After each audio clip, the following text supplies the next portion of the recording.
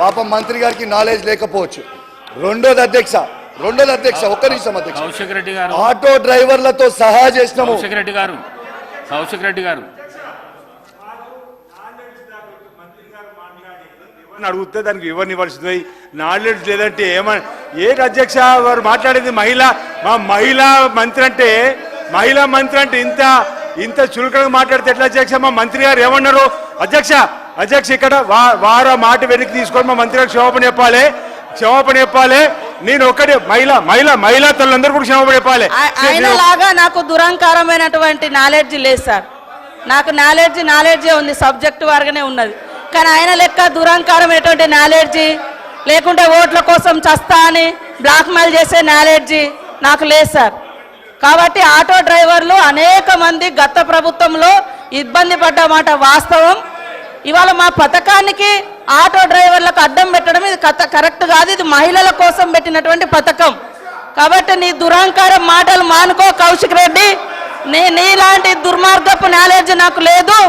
నేను కరెక్ట్గా ప్రజల కోసం ఆలోచించే నాలెడ్జే నా దగ్గర ఉంది. కౌశిక్ రెడ్డి గారు దయచేసి హౌస్ ఆర్డర్లో పెట్టండి అధ్యక్ష. కౌశిక్ రెడ్డి గారు కౌశిక్ రెడ్డి గారు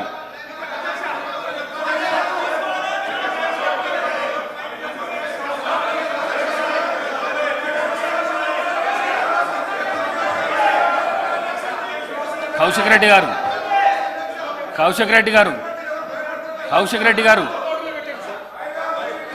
అధ్యక్ష కౌశిక్ రెడ్డి గారు అన్నది తప్పేమనుందా?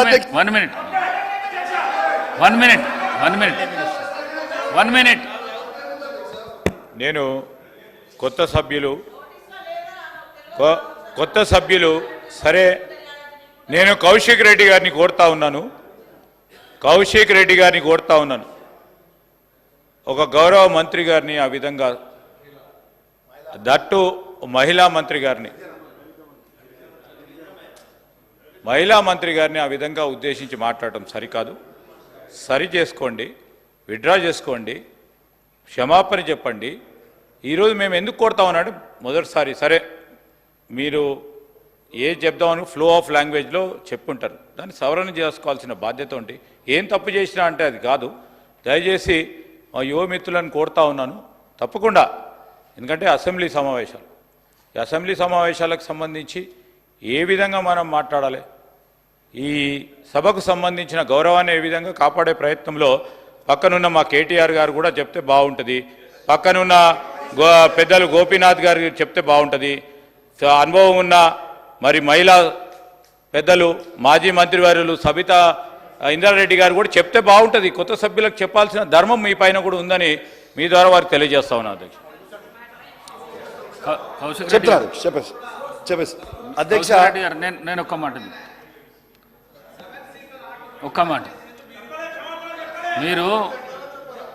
మీరు ఎట్లా కనిపిస్తున్నారు చైర్కు మీరు ఎట్లా కనిపిస్తున్నారంటే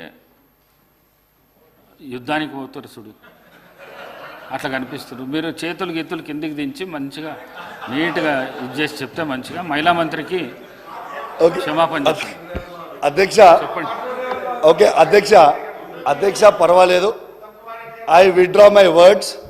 ఇఫ్ మహిళా మంత్రి గారికి ఏమైనా బాధ కలిగించుంటే ఐ విత్డ్రా మై వర్డ్స్. సమాచారం లోపం ఉంది అనేది ఇచ్చి నా ఆవేదన తెలియజేసిన. ఓకే అధ్యక్ష, అయిపోయింది. అధ్యక్ష దీంతో పాటు అధ్యక్ష ఇవాళ బస్సులు కూడా పెంచమని ఎందుకు చెప్తున్నానంటే మహిళలందరూ కూడా బస్సులలో పెట్టుకొని నిలబడి కొట్టుకుంటారు అధ్యక్ష. ఈ సోషల్ మీడియాలో ప్రతి దగ్గర వీడియోలు వస్తున్నాయి. వాళ్ళు కంఫర్టబుల్గా ఉండాలనే ఉద్దేశంతో మహిళలకి అద్భుతమైన సౌకర్యం కలగాలని ఒక గొప్ప ఉద్దేశంతో బస్సులు పెంచమని చెప్పినాం అధ్యక్ష. We are far buses. ఫ్రీ మహిళలకి బస్సులు ఇవ్వడంలో మాకు ఎటువంటి అభ్యంతరం లేదు అధ్యక్ష. కానీ అదేవిధంగా ఆటో కార్మికులను కూడా దయచేసి డ్రైవర్లను కూడా కాపాడుకోవాలనేదే మా వాదన. నా వాదన తప్పేం లేదు. సో దయచేసి ఈ ప్రభుత్వం కూడా దాంట్లో ఆటో డ్రైవర్లను కూడా ఆదుకోవాలని నేను కోరుకుంటా ఉన్నాను అధ్యక్ష. దీంతో పాటు అధ్యక్ష మీకు ఇప్పుడు ఇంపార్టెంట్ అయిన సబ్జెక్ట్ అధ్యక్ష, auto fair automatic fair collection అనేది ఆటోమేటిక్ ఫేర్ కలెక్షన్ సిస్టమ్ అనేది ఆన్లైన్ టెండర్ చేయకుండా ఆఫ్లైన్ టెండర్ చేసి దాన్ని ఒక సంస్థకి చలో మొబిలిటీ ప్రైవేట్ లిమిటెడ్ అనే సంస్థకి ఇచ్చింది అధ్యక్ష.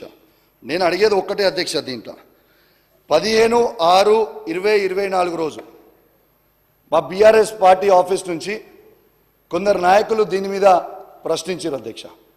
ప్రశ్నిస్తే 16/6/2024కి ఆర్టీసీ నుంచి రిప్లై వచ్చింది అధ్యక్ష. ఏమని రిప్లై ఇచ్చారు అధ్యక్ష? వాళ్ళ పిఆర్ఓ నుంచి 11/1/2024 అధ్యక్ష వీళ్ళు టెండర్లు కాల్ఫాల్ చేసినాం, కానీ పార్టిసిపేట్ అయినరు. పార్టిసిపేట్ అయిన తర్వాత 29/2/2024కి ఆ రోజు క్యాన్సిల్ చేసినాం ఈ టెండర్లు ఓపెన్ చేయకుండా అని చెప్పారు అధ్యక్ష. అసలు ఏ కంపెనీలు పార్టిసిపేట్ అయినాయి, టెండర్ ఎందుకు కాల్ఫార్ చేసిర్రు, ఎందుకు క్యాన్సిల్ చేయాల్సి వచ్చింది అనేది మేము అడుగుతా ఉన్నాం అధ్యక్ష.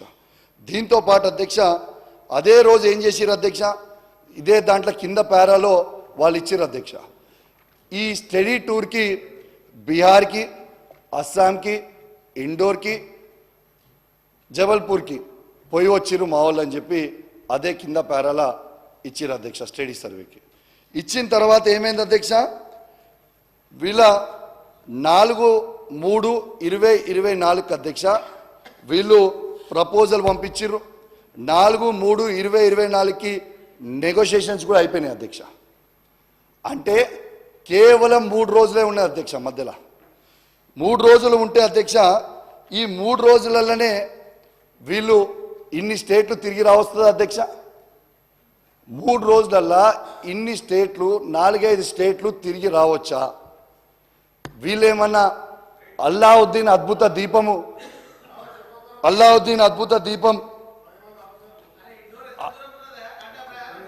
అరే ఆవిడది ఎందుకు, వీళ్ళేమన్నా అల్లావుద్దీన్ అద్భుత దీపంని వాడుతున్నారు అధ్యక్ష? ఎట్లా పోతారు అధ్యక్ష? ఒక్కసారి మీరు ఆలోచన చేయండి. దాని తర్వాత అధ్యక్ష ఆర్టీఐ యాక్ట్లో మా మిత్రుడు అడిగిన అధ్యక్ష, various study reports conducted by the corporation, name and designation of the study committee members, places, sites, travel, itinerary of travelled places అని ఇట్లాంటి అన్ని ఆర్టీఐ యాక్ట్లో అడిగారు అధ్యక్ష. అడిగిన తర్వాత దాని రిప్లై ఏమొస్తుంది అధ్యక్ష?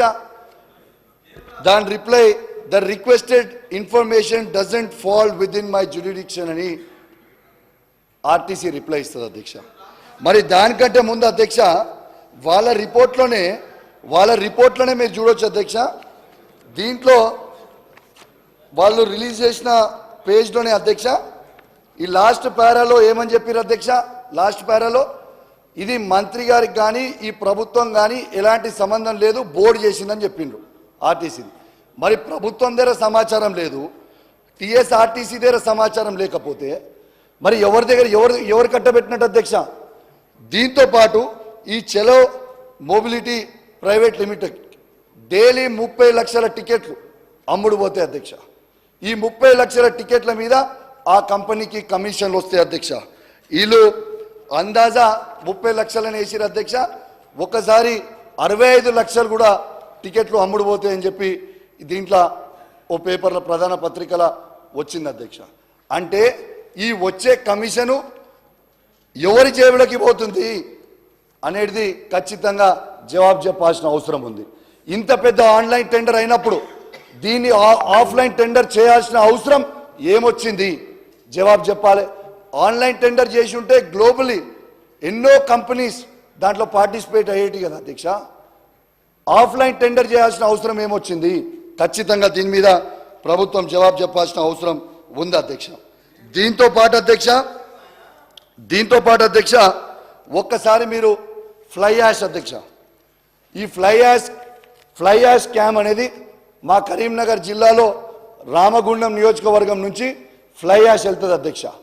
ఈ ఫ్లై యాష్ అనేది ఫ్రీగా ఇస్తున్నారు అధ్యక్ష, నో ప్రాబ్లం, దాంట్లో ఏం అభ్యంతరం లేదు. కానీ చాలా తెలివిగా వీళ్ళు ఏమడుగుతున్నారు అంటే అది ఫ్రీ ఇస్తున్నారు కదా, మరి జిఎస్టీ బిల్లు దానికి ఉండదు, నువ్వు బిల్లు ఎట్లా అడుగుతున్నావు అన్నాడు. నేను జిఎస్టీ బిల్లు అడుగుతలేను అధ్యక్ష, దాని వే బిల్లు అడుగుతా ఉన్నాను.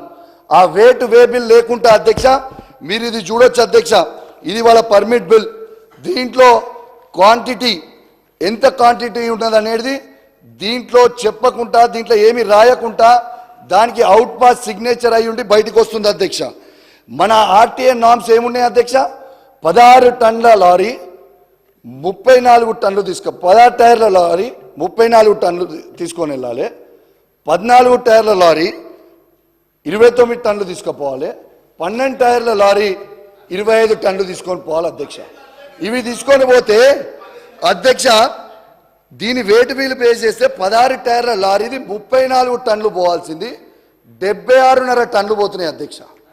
కేసీఆర్ సాధ్యమే, ప్రూఫ్ చూపిస్తున్నా boss, this is the proof చూపిస్తున్నా అధ్యక్ష. అయితే దీన్ని మనం చూపిస్తుంటే అధ్యక్ష వీళ్ళు కనీసము 76 టన్నులు పోతుంటే వీళ్ళు కనీసము కేసీఆర్ గారు వేసిన అద్భుతమైన రోడ్లు ఓవర్లోడ్ పోవడం వల్ల ఆ రోడ్లు పాడవుతున్నాయి. ఆ ఫ్లై యాష్ ఓవర్లోడ్ పోయి రోడ్ల మీద పడితే కింద పడి ప్రజల ప్రాణాలు పోతున్నాయి అధ్యక్ష.